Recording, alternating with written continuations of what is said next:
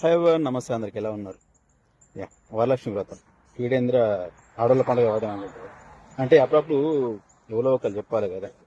So ఇప్పుడు మామూలుగా ఏ వ్రతాలు ఎందుకు చేస్తామంటే మనం మన కుటుంబం సౌభాగ్యంగా ఉండాలి, మనం బాగుండాలని చెప్పేసి. అంటే అఫ్కోర్స్ మనం బయట బయట బాగుండాలని కోరుకుంటుంది.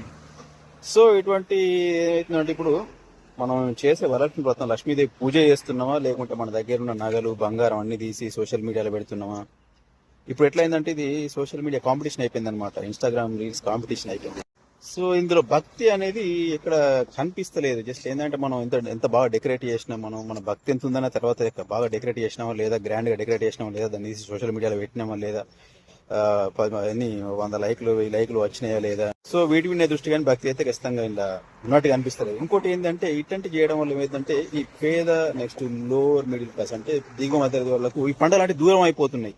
వీళ్ళు ఏమనుకుంటారంటే ఒకవేళ ఈ పండుగలు మనం చేసుకున్నట్టు కావేమో, ఎందుకు అట్లా ఇట్లా అనిపిస్తాయి అంటే వీళ్ళు ఏం చేస్తారంటే వాయనాలు అంతకుముందు అంటే మామూలుగా ఒక పల్లెంలో వచ్చిన అరటి పండు అప్పుడు పెట్టేసి తమలపాకులో పెట్టేసి వాయనాలు ఇచ్చేస్తారు అనమాట. పెడితే ఒక జాకెట్ కూడా పెట్టుకోవచ్చు. సో అట్లా వాయనాలు ఇచ్చేస్తారు 5గురికి 6గురికి ఇచ్చేది. ఇప్పుడు ఏం చేస్తారు అంటే మొత్తం పిండి వంటలు ఆ వంట ఒక పెళ్లి చేసినట్టు చేస్తారు అనమాట. అన్ని వంటలు చేసుడు. నెక్స్ట్ ఇప్పుడు చీరలు ఇప్పుడు ఏంటి జాకెట్ల నుంచి చీరలకు అయిపోయింది అనమాట. ఒక 10 మందికి 20 చీరలు పెట్టుడు. ఇవన్నీ చేసేసరికి మధ్యతరగతి వాళ్ళు ఏమనుకుంటే ఇవి మనం చేయలేము, ఇంత గ్రాండ్ గా మనం చేయలేము, నామోషి ఫీల్ అవుతారు అనమాట. ఒకవేళ మనం చేస్తే వాళ్ళు వస్తారో రారో, మనం ఇచ్చేది వాళ్ళు ఎట్లా రిసీవ్ చేసుకుంటారు అని చెప్పేసి నామోషిగా ఫీల్ అయ్యి ఒకవేళ ఇవి మనం చేసుకునే పండుగలు కావేమని చెప్పేసి చాలా మంది ఇటువంటి పండుగలకు దూరం అయిపోతారు అనమాట.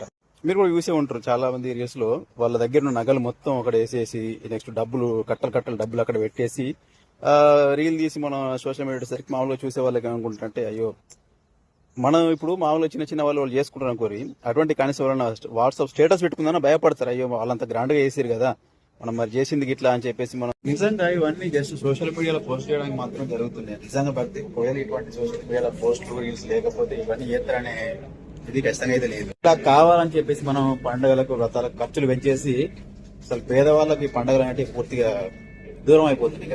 అంటే వాళ్ళ పైసలు వాళ్ళు ఖర్చు పెట్టుకుంటే నీకేంద్ర భయ మీరు అనుకోవచ్చు. కాకపోతే ఇట్స్ మై ఒపీనియన్ అనమాట. నా ఒపీనియన్ మీ మీద రుద్దారని కాదు, కానీ కనీసం కొందరైనా మారుతారేమో ఇటువంటి ఆడంబరాలకు దూరంగా ఉండి. అట్లా చేసినా కానీ ఒకవేళ మీరు 10-20 మందికి తిండి పెట్టాలనుకున్నా కదా, ఎవరికి పెట్టాలి? అది బీద వాళ్ళకు. వాళ్ళు పూర్తిగా దిక్కులు మన దగ్గర ఎప్పుడు కానీ మనం ఒక వస్తువు ఇస్తున్నాం అంటే ఖచ్చితంగా అది వాళ్ళ దగ్గర ఉండి ఉంటుంది అనమాట. మనం తిండి పెడితే వాళ్ళు తిండి లేని వాళ్ళకి తిండి పెట్టాలి. అంతేకాని బాగా బలిసిన వాళ్ళని ఒక 20 మందిని పిలిచేసి వాళ్ళకు 10 రకాల తిండి వంటలు పెట్టేసి మంచిగా పెట్టేసి నీకు ప్రయోజనం, నీకు పుణ్యం అయితే అసలే రాదు. అట్లా అయితే మనం అందరం గుర్తుంచుకోవాల్సింది ఏంటంటే దేవునికి కావాల్సింది భక్తి, మన దగ్గర ఉన్న ధనం కాదు. నీ ధనం నువ్వు దేవుని మెడలో వేసి సమర్పణ అవసరం